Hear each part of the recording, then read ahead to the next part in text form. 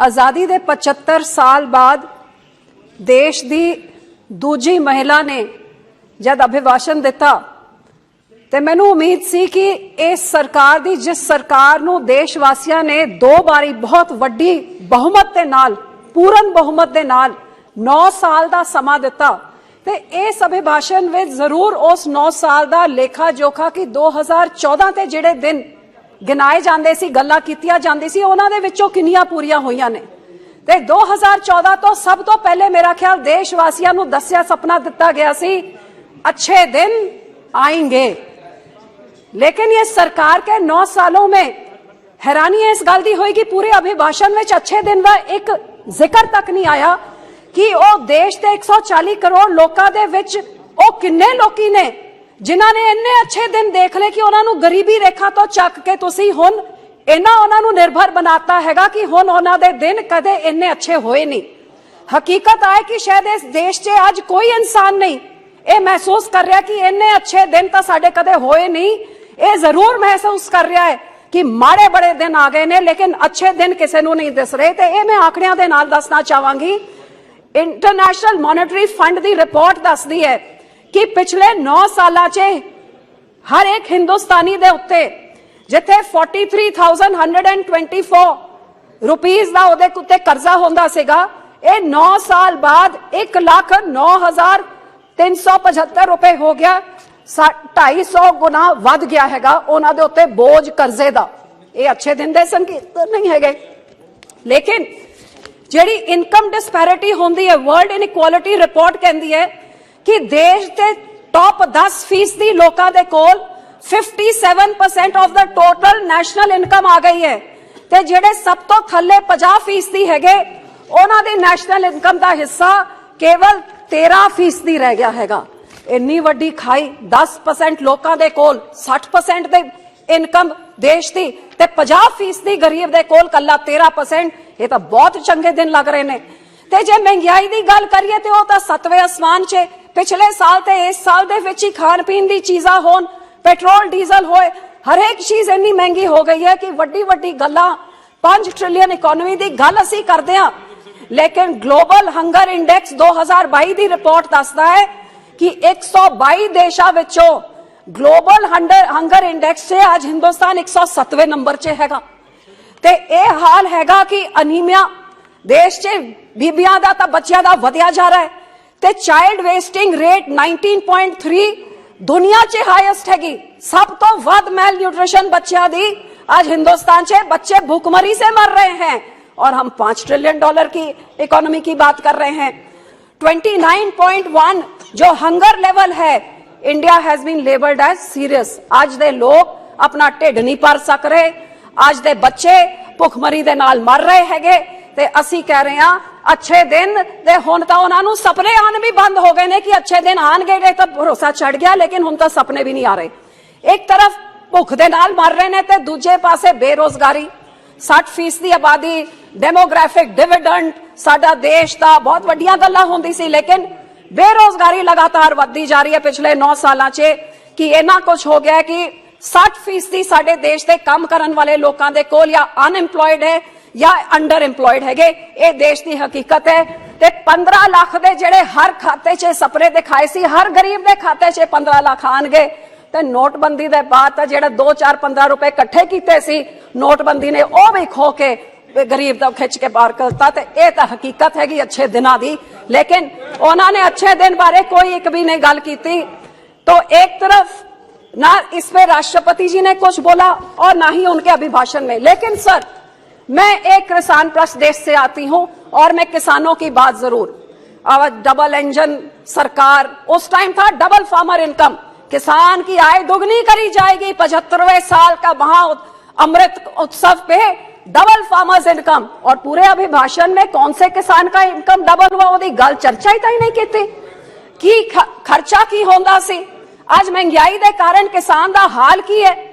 आज हर एक चीज की महंगाई कितनी बढ़ गई है। बीज कितने महंगे हो गए डीएपी यूरिया ट्रैक्टर इंप्लीमेंट हर चीज की महंगाई तो आसमान ताईं पहुंची हुई है। ते बेचारे किसान नूं ओहदी एमएसपी डबल की है।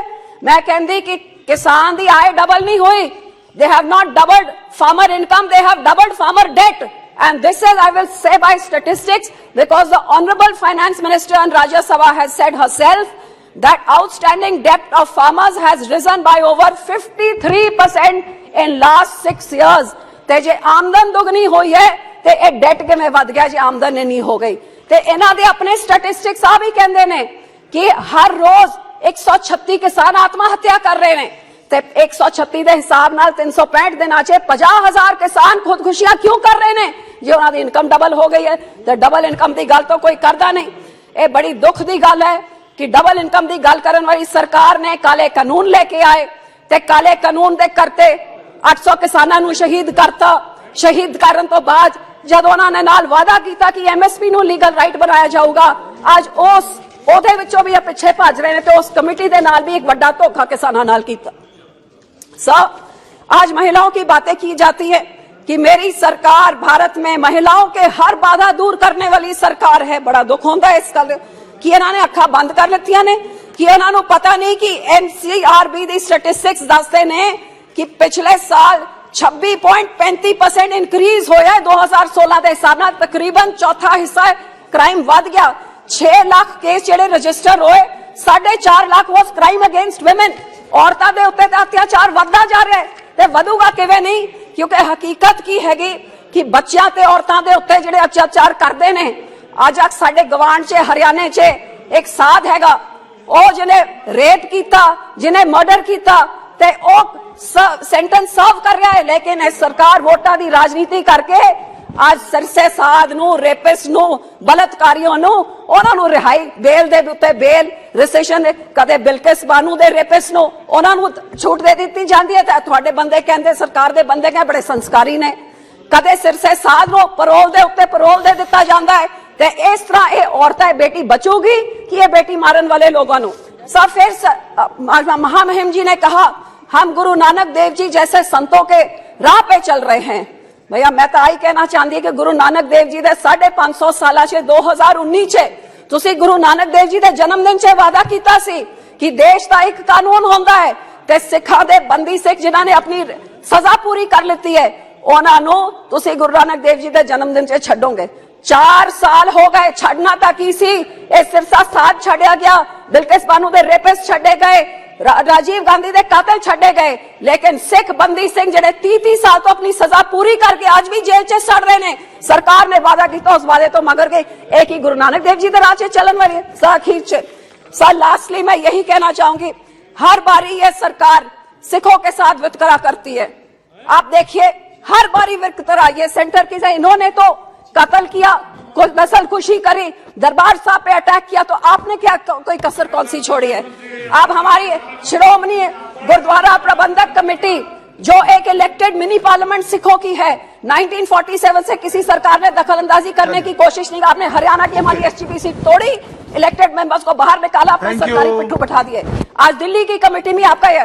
और वीर बाल दिवस हमारे बाबे दसम पिता, 9वें पिता जिन्होंने शहादत दी एक धर्म को, आपके इस हिंदू धर्म को बचाने के लिए, उनके पोते बाबा के रूप हम उनको भगवान मानते हैं, उनको गुरु के रूप मानते हैं, जिन्होंने इतनी बड़ी मुगल हुकूमत के सामने अपनी जूती की नोक पे ठुकरा के कहा हमें कत्ल शहीद होना मंजूर है लेकिन धर्म परिवर्तन नहीं करेंगे।